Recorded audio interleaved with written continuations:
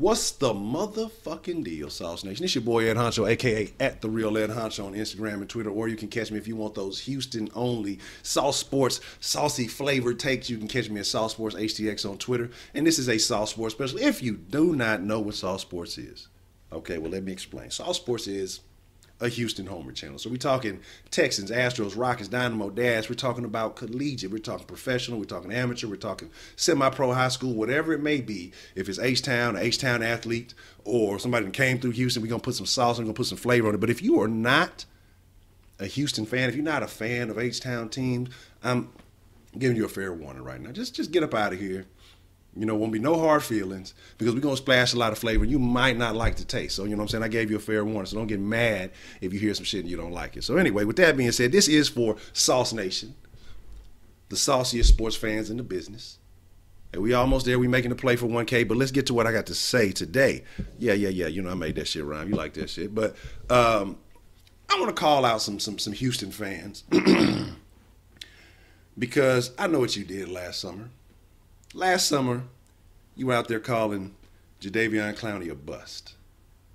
Last summer, y'all were talking about, there were still people talking about we should have drafted Manziel. Okay? There were still people talking about, you know, we should have got Khalil Mack. We should have did this and should have done that. Let me explain something to you guys. And for those of you who've jumped back on the Jadeveon, the JD Clowney train last year, you know, I've been telling people since the very beginning that Clowney will be an exceptional talent.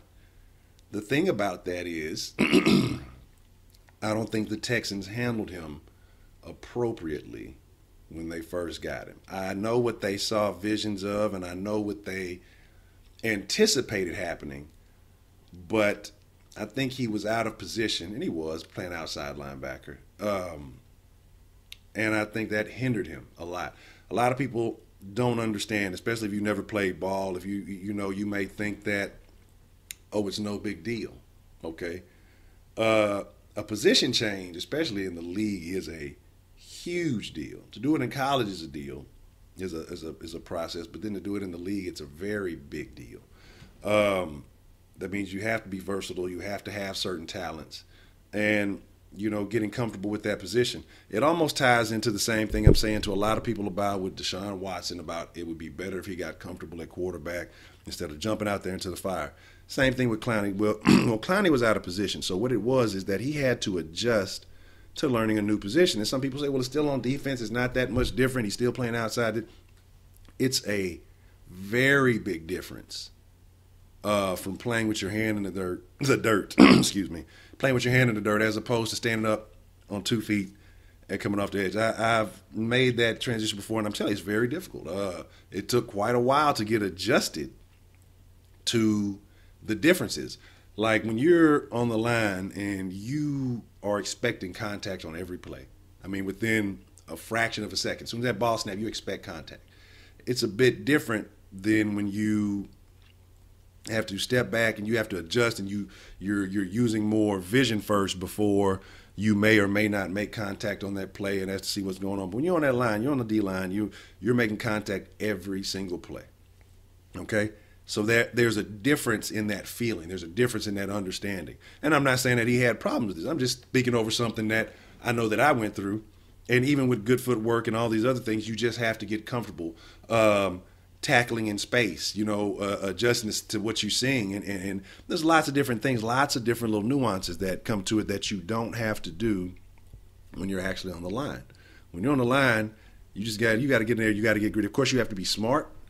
You know, you have to know what you're seeing. But at the same time, you can play a little bit more fast and free because you're feeling things out as they're going.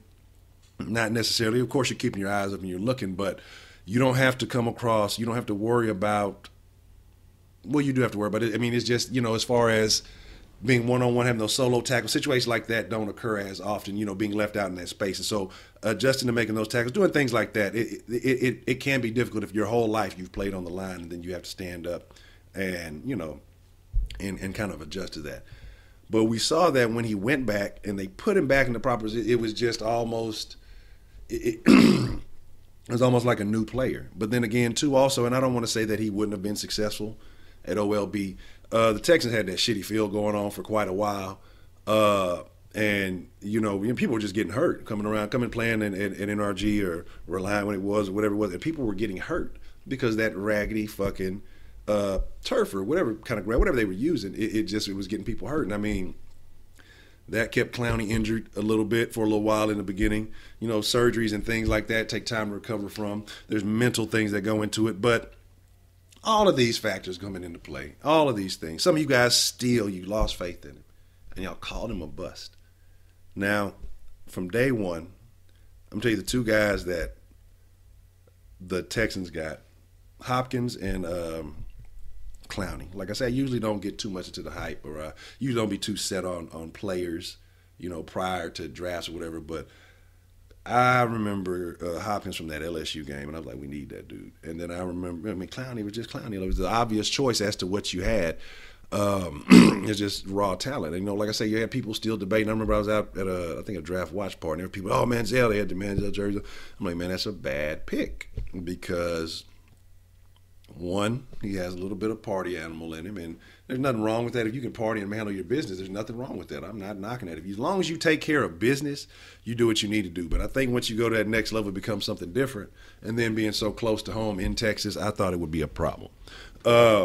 And as we see that, even though he was further out, it still was an issue. When you got money, it really don't matter. So that's not the issue. The thing about Clowney is, you had all this stuff about work ethic and, he's lazy. That's why I say I don't like all these experts. I don't like hearing all this stuff. Like I say, I mean, it's real. I mean, I'll go weeks in between catching a national media opinion or something. If somebody tells me about something, maybe I'll catch on to it. But all these people, he was lazy, he's this, he's that. That last year at South Carolina, he didn't do, he didn't put forth the work. I think there were some rumors from his coach and all this. We see with our own eyes. We understand. The eye test. And like I said, I'm not big on stats and advanced stats because the first thing that you come in contact with is the eye test. The eye test tells you everything, and then it encourages you to look at stats and then get those specifics.